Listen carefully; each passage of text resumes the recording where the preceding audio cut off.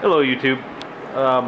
Today I decided to go ahead and put together a how to ship fish video for all of you.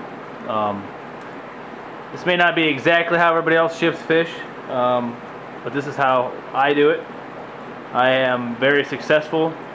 I've lost very minimal amounts of fish compared to what I've shipped out. Less than 5%. So I have a high success rate. And these are the methods that I use that I found to be the most successful. First off, it is very simple. I have noticed a lot of people, scared or skeptical about shipping fish. Hopefully this video will help you out for all you new shippers. I don't have a box company up here in Alaska that I can get cardboard and styro fitted, so I make my own. It's very cheap. The boxes I get them at Walmart, FedEx, or UPS, depending on whatever you like. Buy the box sizes you need. As far as the styro goes, you can go to Home Depot or any warehouse supply store and buy styrofoam. I have 1/2 inch, 1 inch, and 2-inch styrofoam. 2 inch for the dead of winter because it's really cold up here. 1 inch for fall through, I don't know, end of November and probably March through May. And it depends on the climate and what I am doing. Right now this is a 1/2 inch sheet. This is a 2x8 foot. I stripped her on down and already made my cuts, so this video would go by a lot easier. These sheets cost about anywhere from $6 to $10 depending on what you get. You can get 4x8s, you can get 2x8s. And today I went with a 14-inch box by 14 inch by 14 inch. I am shipping out a 10-inch fish. The box is slightly bigger than I would normally use, but I am going to ship Delta, which is airport to airport, and this shipping is going to cost about 56 bucks anywhere in the US for that one fish, regardless if I use the 12-inch box or 14-inch box. So I figured give the fish a little bit more room to arrive safely. So I cut my pieces of styro to fit my box, which you can see I have here already. This is my 14-inch box. I've already got it labeled all the way around. The bottom is sealed with my packing tape, and I wrap that duct tape around the bottom and the top once I get her done to ensure that the packing tape does not come undone. What I have here is the styro that I cut out to fit inside the box. My bottom and top piece is the exact measurements of the box, which I have the top piece right here. And then the rest of them are obviously pretty self-explanatory. And then I line the inside corners with duct tape to help seal out any extra air or cold, which works really well. And please don't forget to add the lid. The metal flashing works as an extra insulation and keeps the heat in. So make sure that the flashing is pointed inwards when you piece it together. Very simple, very sturdy for that one fish. Now over here, excuse my mess, but this is my packing table, my freezer. As I have my bags, today I'm going to go ahead and triple bag. This is overkill, but I take every extra precautionary measure to ensure safety of my fish, because I do guarantee live arrival. This bag here is going to be the first bag the fish is in. As you can see, I have taped it with duct tape up to right about where the water level is going to be on my bag. If I hold it up, you can see it's a pretty big bag. It's about an 18.5 inch wide, probably about 30 inches long. I've taped about 10 inches up on this bag. The water level is probably not going to be that high, but I got 2 rolls of duct tape. These are the supplies you'll need.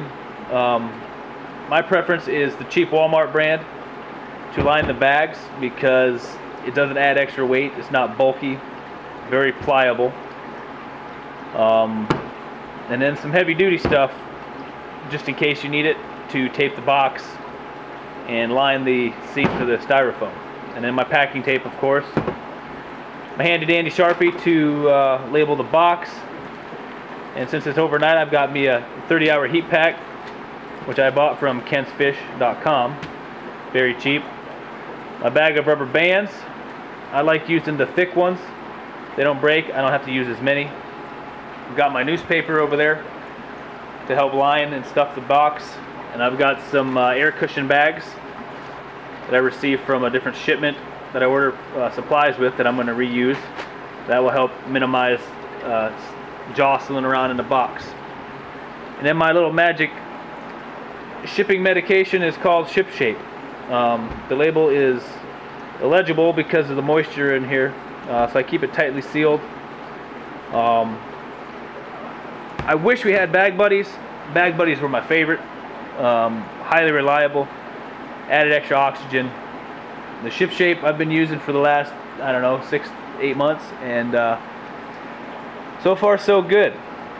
So it's pretty simple. All the tools you're going to need is the duct tape, packaging tape, heat packs depending on where you're located and time of the year, rubber bands. I definitely recommend some Ship Shape. You can get all these shipping supplies from kensfish.com. Very cheap. Bags. I've got the 3mm bags. It's all I use. And I tend to double, triple depending on the size of the fish. I've got a yardstick to help me cut out my styrofoam and a tape measure. So what I'm going to do is go ahead and gather up the fish and place her in the bag, and I will put you guys on my stand here so you guys can watch me bag up the fish, and then how I place everything together. I will be dropping off at the airport, so I'm not going to be completely securing the top of the box, as they will require me to do an inspection upon arrival. So I head to the airport. I've got to bring an extra roll of duct tape, and just in case. Well, just to finish sealing it up, and I'll also bring some extra bags just in case something happens. So yeah, it's gonna be a quick video, not much to it. Now, as far as bags, how many bags you want to use for, to ship the fish, for 10 inches up, I use 2 to 3 bags, usually 3 bags. Anything over 15 inches, I'm going to use 4. It's kind of overkill. I don't really need it.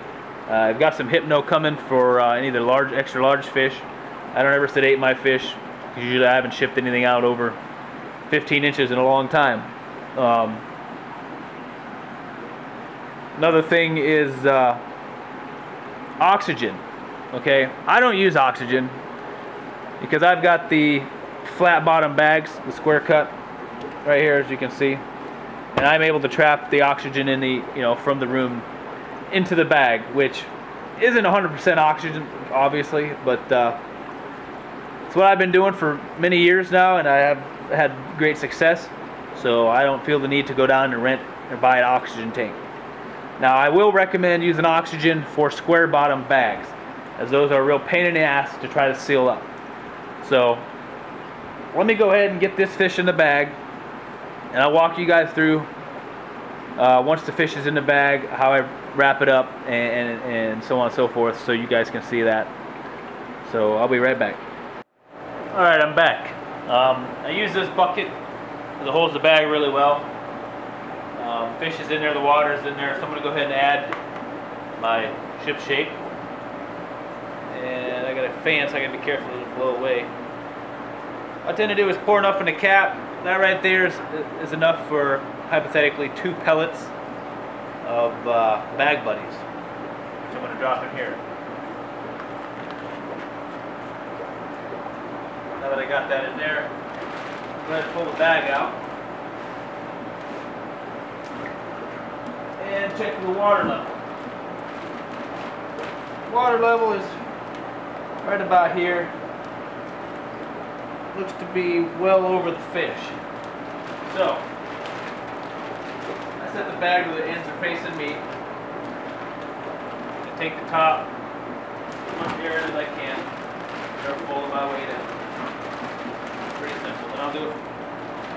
Fold it half. Roll it on down. Pull it half again. Now before I get crazy, I want to do a test with my box to make sure it's not too tall. I might not let some air out of it, so I'm going to check it out. And it's got a little too much air in it, so I'll work out a little bit more air. Feel it going down. There we go. That should be about perfect right there. Roll it on up.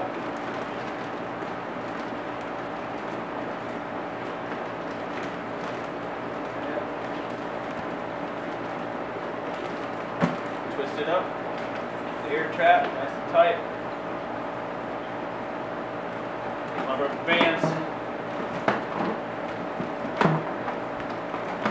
And tie it up. Pretty simple.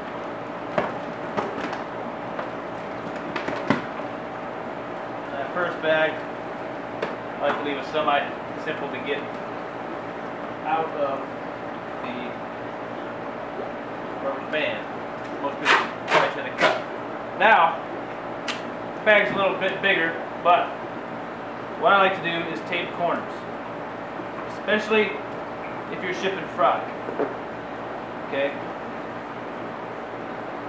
Because fry like to get stuck into the corners and die. This here also helps push the air in the bag together and compresses it, making the bag tight, which I like kind of tight bags. Last thing you want to do is open up your box, see sloppiness everywhere, and water leaking. Because usually when there's a loose bag, it means oxygen has escaped the hole in it, or you didn't tie it good enough at the top.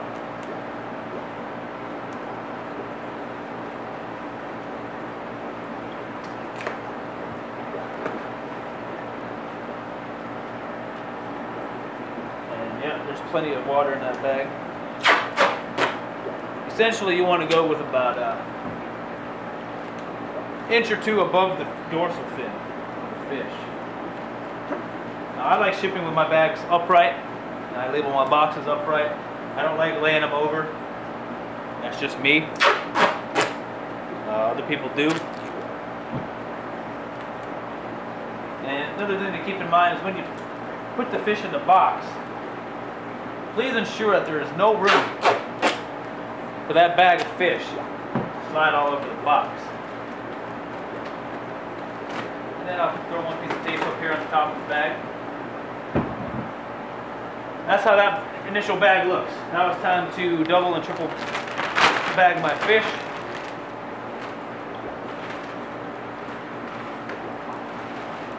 Very simple.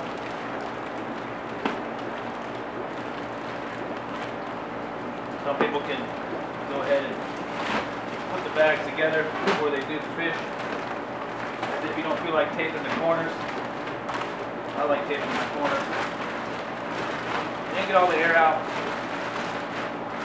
And once you're done tying, this bag's going to be airtight. So, one is to fit in the box. Same thing, stuff.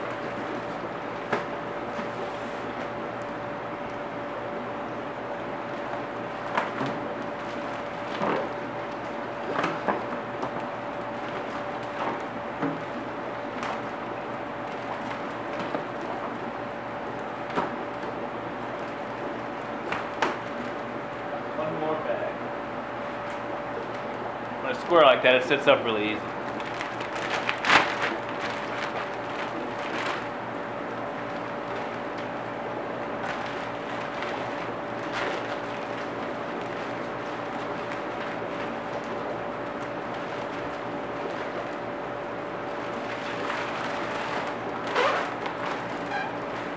All the air out of it.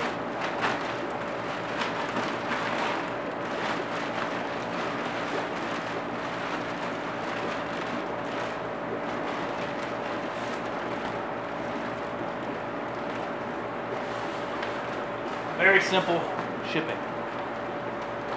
You know, you can construct your boxes like I have, and order your stuff from Kent's Fish, Jimco, also has fishing supplies, but I found that Ken's Fish has exactly what I need and the prices that I like.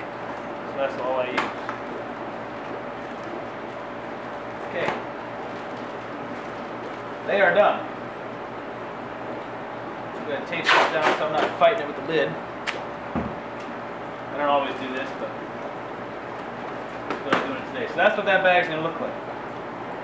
Now, I'm going to go ahead and put this in the box, and I'm going to show you how I pack stuff around it, what it's supposed to look like. Alright, and now there's not much room for movement in this box the way I packed it. I did put a heat pack in there, and I wrapped it in newspaper. It is going to California, which is going to be 80 or 90 degrees tomorrow. It's about 40s here, mid 40s. So I got to get a heat pack in there. I wrapped it up, so it's going to have heat, not too much. Those heat packs will stabilize at around 99 degrees, 100 degrees. But the ambient temperature that's going to be in the box and in the bag, is going to be less than 15, right around 20 to 15 degrees different.